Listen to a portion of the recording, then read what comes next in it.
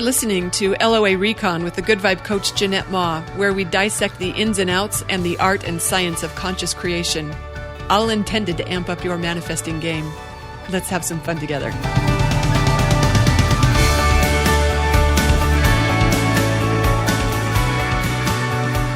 So, guess what time it is? It's that time when Harvey comes and lays by me because I'm recording a podcast. I love it when he does this. It is so cute. And I don't know what it is about recording, but it makes me feel like I need to put my hair in a ponytail. Like we're going to do some hard work here or something. We're not doing hard work. But I did have a couple thoughts I wanted to share with you. Oh, guess what I titled this episode? It's called When the Bad Thing Happens. I feel like I've written on this before, maybe even recorded on it before, but I didn't find it quickly, so I'm going to record this one anyway, even though I may have talked about this before. All right, so where do I want to start with this? Oh, let's talk about the horses. It turns out that I accidentally trained the horses to equate me with treats. When they first got here, I could hardly leave them alone. Oh my gosh, I was going out a lot. And every time I went out there, I took a treat with me, carrots or apples or those oat biscuits or grain. Oh, it didn't take long before they learned that to see me means treats are coming. So every time they saw me walk up, they'd come straight to the fence in anticipation of getting a treat. Even if I was just walking out to do something else, as soon as they saw me, they'd walk right over and I'd be like, oh, I'll go get you something. So I trained them that I bring treats, or they trained me. I don't know exactly. It's an association. Jeanette means treats. The same way, you know what? The dogs trained me. So like when I'm sitting on the couch with Harvey and we hear a scratch at the back door, no one has to wonder. No one has to look. We all know instantly what it means. It means Charlie's here. And if the door's not locked, if someone doesn't open it for him after a couple of scratches go unanswered, pretty soon you'll hear the door handle rattling, and that's Charlie letting himself in. He's trained me like that. Scratch at the back door. Charlie's here. I like that. And you know what? I didn't come this way. The horses didn't. They weren't that way when we got them. We learned these things. I taught the horses that when they see me, there are treats involved. Charlie taught me that a scratch at the back door means we have canine company. I love it. Okay, here's why I'm talking about it, though. So, the other day, if this podcast had music, the music would take a turn. Right now, this is ominous music playing in my mind. Okay, the other day I was talking to the neighbor, and I love that I am laughing when I talk about this. Oh, that feels miraculous already. Okay, so let me back up and say first how much I love where I live. Oh, you've heard me talk about it before, but I love where I live. It's quiet. Oh, someone's having a dream. If you hear strange noises in the background, that's Mr. Harvmeister having a good dream. It's so close to nature. Oh, I got a home at the end of a dead-end street on purpose because I didn't want through traffic. I got dogs. I got cats. No one wants traffic. I barely have any neighbors. Barely have neighbors. Stunning mountain views in every direction. Oh. And 18 empty acres next to me. 18 empty acres next to me, yeah. Okay, so that's the backstory. I crack myself up already. So the other day I was talking to the neighbor. Okay, she was talking to me, and she said, oh, hey, did you know that the property sold? Oh, the 18 empty acres sold? That was the bad thing that happened. Neither one of us wanted that to happen. It was a bad thing. No one wanted that. Neither one of us wanted that. Someone wanted that. Neither one of us did.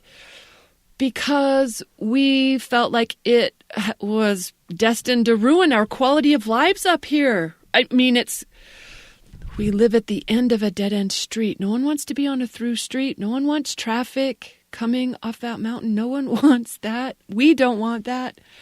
In fact, you know why the house was up for sale when I bought this place? Well, not just because it's got 5 bedrooms. I almost used a swear word when I was going to say how many bedrooms it has. Hey, it turns out they've come in handy. I really could put them to use. Fostering kitties. And sometimes I have a housemate or a guest. Okay, anyway, they had 5 bedrooms and they were downsizing. They were empty nesters. But really, they lived here for a while without any kids here. But the house went in across the street, and that's Jenny's house. Well, it wasn't Jenny's first, but maybe that's why they moved. They didn't know Jenny was coming. Jenny's an amazing neighbor. Anyway, before there was a house there, their sunrise was unobstructed. Okay, from my office where the front windows are, I don't see her house, so it doesn't bother me. I don't know why. Bothered them, probably because of this. The same reason thinking of those 18 empty acres filling up bothers me, because we're used to it, and then it's going to change, and we don't like that. Anyway, they moved. That's why the house was available for me to move up here to Paradise. So, look, I didn't know any better because I never had that full view. To me, it's just to them, it was Paradise diminished. To me, it was just plain Paradise. Paradise with exclamation points. But now, the bad things happening to me and Jenny, where they sold that property. Some might say there's only one reason anyone buys it. That's to develop it. I'm not saying that. But when she was relaying this to me, that it sold, which we thought it was undevelopable because of water issues. I'm not going to tell the sidetrack story about how I'm not going to tell that story. I have had success in the past in keeping this place empty. We'll just say that. I don't know why I used past tense when I said that. Okay, anyway. She's telling this to me, and I felt instantly this weight, like a constriction. So bad. It didn't, a heaviness. It was the opposite of joy. And I felt it so heavy in a way I don't often feel. It was no bueno. I did not like it. We didn't like it. We're both having this conversation. Neither one of us like it. We both tried to say a few reassuring things to each other, but neither one of us really meant it. Oh, we didn't. Okay, so I walked back to my house, and I was only in my house for a couple minutes before I realized I had no tolerance for feeling that bad. I just wasn't willing to feel that bad, because I did feel really bad. I did not like it. Ooh, yay for having a low tolerance. Because to just give myself relief from feeling that bad, I just came to a different conclusion. I just changed my mind. I straight up changed my mind about it instantly. And it was kind of automatic. It wasn't like super calculated or strategic. But you know what it is? It's all this training over all these years kicking in. It's becoming habitual. Yay, me. So I just did this to give myself relief from the weight of those negative thoughts about how... I don't even want to finish the sentence. The bad things, all the bad things. You know what I decided instead? This is my dream come true. This is my dream come true. I reminded myself that everything is always working out for me. I know better than to doubt that. That's what it's always doing. It's done it so many times. It's doing it right now again. That's all it ever does. I'd be crazy to come to any other conclusion. So I just declared, this is good news for me. This is good news for me. It doesn't have to be for everyone else, but it is for me. And I don't know how. I don't know how that's so. I don't have to know how that's so. And I don't know why. I just know the power of declaring and deciding, and I am too smart to come to a negative conclusion. Plus, I mean, hello, I'm in the mood for some big magic these days, so bring it on, universe. I'll cooperate with you by declaring that my dream is coming true. I am having my dream come true. This is it. It's happening now. And I left it at that because I know that's all it takes. All I got to do is be willing to not tell the bad story about what's happening in order to let this be something really, really good. Really, really good. I know how to do. I know what it feels like to have something really good happen. I know what dream come true feels like. I've felt it plenty of times. I've felt it In fact, the first time I said this, I was like, this is my dream come true. It felt a little empty, but then I remembered what it felt like for dreams to come true, and I reminded myself of when I felt that before, just to get the vibration good and activated. Like, on that one day, the recent one, we did that weird manifesting exercise at GVU. We have a monthly one we play with, and we did this one where it was, I won't sidetrack on what that was, but okay, I did it one day, and then the very next day, I was walking around in a body so stunningly gorgeous and fit that I felt compelled to share pictures of it with practical strangers. Okay, not strangers, plural, just one. I sometimes like to exaggerate for effect. But honestly, oh my gosh, I had a sassiness going on. Oh, I was owning it. Oh, can you feel it? Oh, right. I was feeling it then. Maybe that isn't exactly dream come true material, but it's taken me in the right direction. I know dream comes true, though. Remember when, that time I realized I was a millionaire? That in retrospect, that kind of feels a little silly to entertain that as a dream. But for a long time, I'm sure probably because of my finance background and the society I live in, I thought it would be super cool to have a 7-figure net worth. And guess what? One day I did. I really liked that. Even though I know money doesn't mean anything, I really did still like it. Can you feel me? This is how I'm getting to the feeling, because it was empty at first with just the words. So I'm recalling what it felt like before to take myself there nice and solid.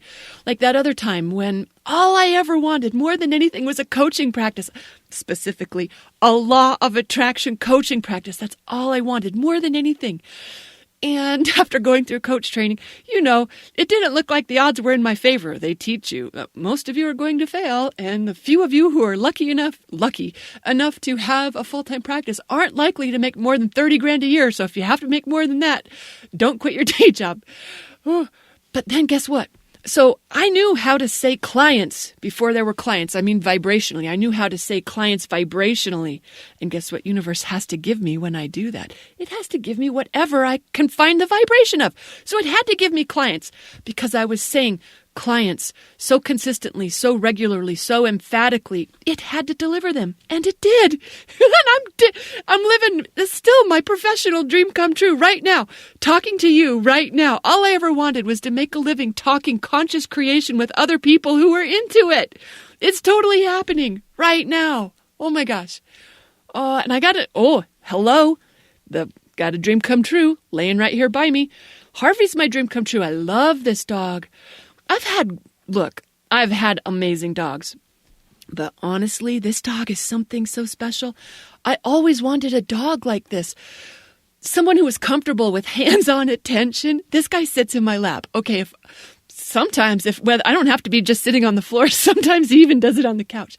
He puts his butt in my lap. He just likes to sit on my lap. He likes his butt to be scratched. It's so adorable. Not all my dogs would be that close to me. I had a Chow Coda. I love him dearly. So he was probably the best looking dog I've ever had. But he didn't like his feet touched, and he'd only tolerate you petting it. He didn't really love it. Harvey loves it so much. Every morning before I start the day, he positions himself right in front of me, and he's basically saying, before you start this day, love me. And I do. I love him. I scratch him behind the ears, and we stare into each other's eyes. Oh, it's just the best way to start the day. Oh my gosh. And Joe, he was an amazing dog. I love him dearly. I'm going to be happy to have him again someday. But you know what? He mostly cared about food. He was really food oriented. Harvey likes me better than food. And you know what? I always wanted a dog that didn't require a fence. No offense, Sadie. Love you dearly. But it's nice not having to worry if someone leaves the gate open that your dog's going to be gone. And that's Harvey. We don't have a fence. Not to mention, this guy is so ridiculously cute. And you know what? You know what else I love about him? I'm just milking this vibration now. He wants to do everything with me. Okay, so he came in the house. His feet were kind of dirty. And I said, buddy, we still have snow. So I was like, buddy, go clean those feet up.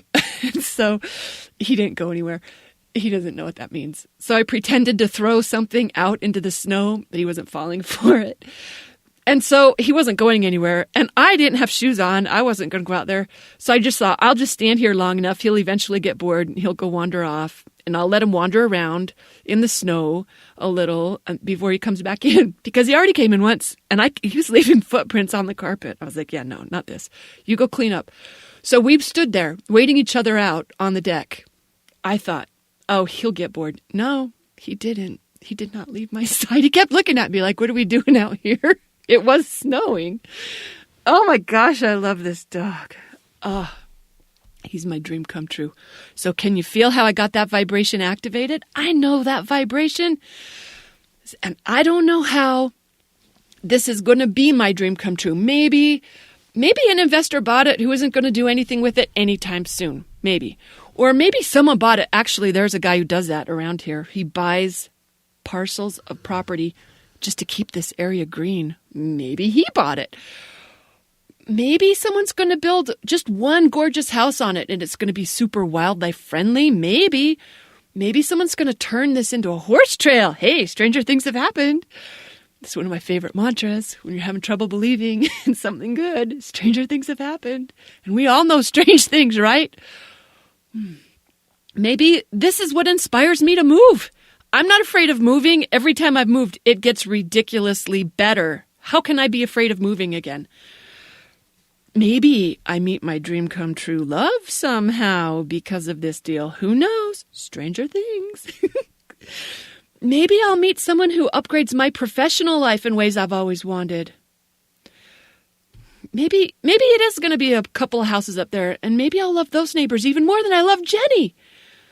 Maybe I'll like having a road to walk on that doesn't get much traffic.